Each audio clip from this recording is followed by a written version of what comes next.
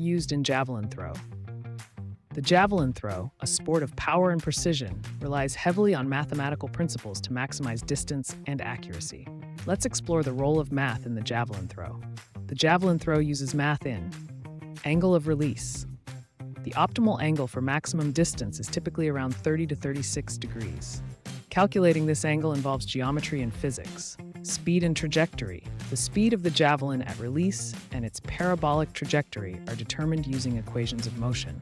These calculations ensure maximum distance while staying within the sector. Force and momentum.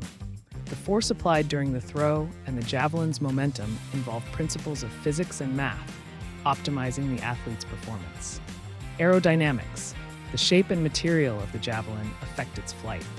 Mathematical models help design javelins for better aerodynamics and reduced air resistance. Measurement and records. Accurate measurement of the throw distance relies on mathematical precision, ensuring fairness in competition. Mathematical principles applied, geometry for release angles and trajectories, physics for speed, force, and aerodynamics. Measurement accuracy for record validation. Math ensures precision and optimization in the javelin throw, making it a sport of skill and strategy.